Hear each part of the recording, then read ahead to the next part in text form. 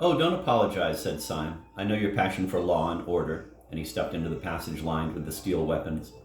With his long fair hair and rather foppish frock coat, he looked a singularly frail and fanciful figure as he walked down that shining avenue of death. They passed through several such passages and came out at last into a queer steel chamber with curved walls, almost spherical in shape, but presenting with its tiers of benches something of the appearance of a scientific lecture theater. There were no rifles or pistols in this apartment, but round the walls of it were hung more dubious and dreadful shapes, things that looked like the bulbs of iron plants, or the eggs of iron birds. They were bombs, and the very room itself seemed like the inside of a bomb. Syme knocked his cigar ash off against the wall and went in.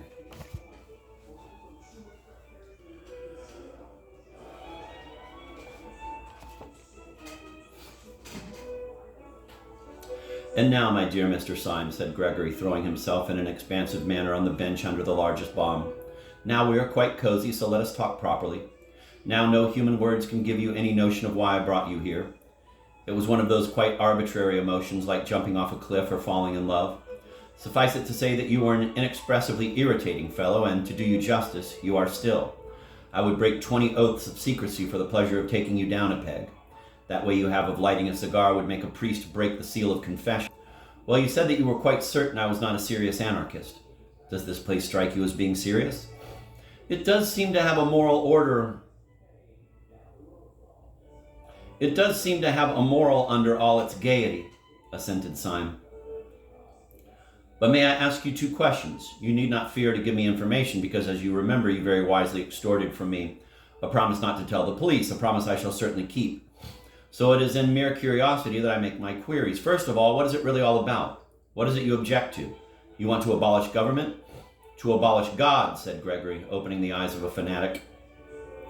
"We do not only want to upset a few despotisms and police regulations, that sort of anarchism does exist, but it is a mere branch of the nonconformists. We dig deeper and we blow you higher. We wish to deny all those arbitrary distinctions of vice and virtue, honor and treachery, upon which mere rebels base themselves. The silly sentimentalists of the French Revolution talked of the rights of man. We hate rights as we hate wrongs. We have abolished right and wrong." "And right and left," said Syme with a simple eagerness. "I hope you will abolish them too. They are much more troublesome to me." "You spoke of a second question," snapped Gregory. "With pleasure," resumed Syme. "In all your present acts and surroundings, there is a scientific attempt at secrecy. I have an aunt who lived over a shop, but this is the first time I have found people living from preference under a public house. You have a heavy iron door. You cannot pass it without submitting to the humiliation of calling yourself Mr. Chamberlain.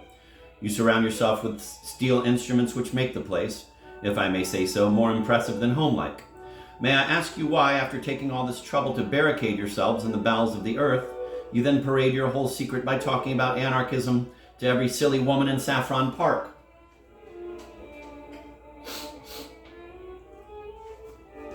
Gregory smiled. "The answer is simple," he said. "I told you I was a serious anarchist, and you did not believe me. Nor do they believe me. Unless I took them into this infernal room, they would not believe me."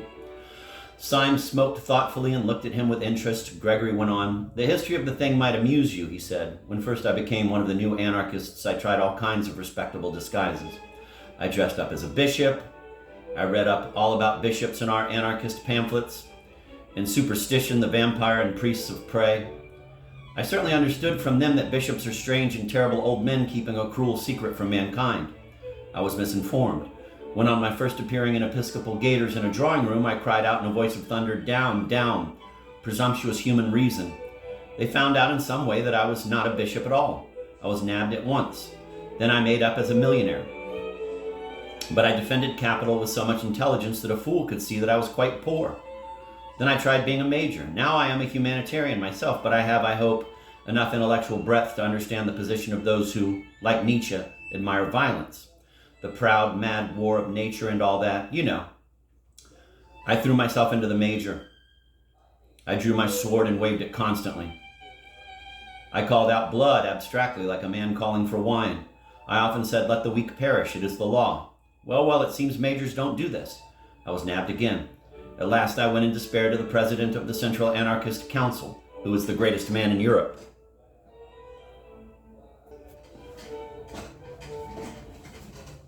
What is his name? Asked Syme.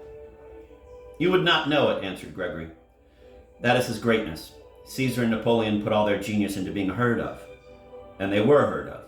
He puts all his genius into not being heard of, and he is not heard of. But you cannot be for 5 minutes in the room with him without feeling that Caesar and Napoleon would have been children in his hands. He was silent and even pale for a moment and then resumed. But whenever he gives advice, it is always something as startling as an epigram, and yet as practical as the Bank of England. I said to him, what disguise will hide me from the world? What can I find more respectable than bishops and majors? He looked at me with his large but indecipherable face. You want a safe disguise, do you? You want a dress which will guarantee you harmless? A dress in which no one would ever look for a bomb? I nodded. He suddenly lifted his lion's voice. Why then dress up as an anarchist, you fool? He roared so that the room shook. Nobody will ever expect you to do anything dangerous then. And he turned his broad back on me without another word.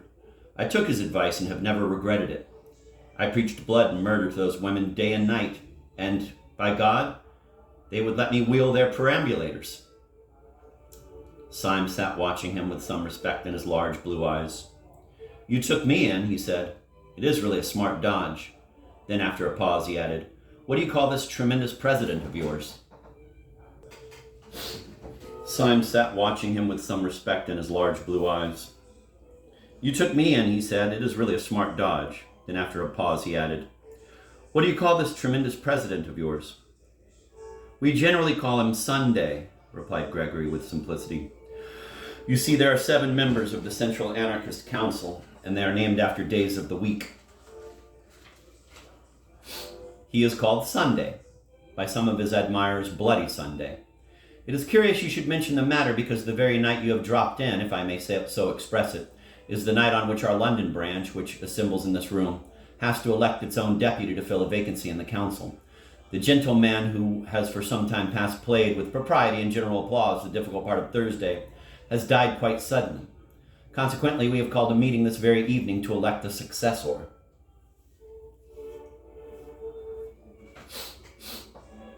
He got to his feet and strolled across the room with a sort of smiling embarrassment.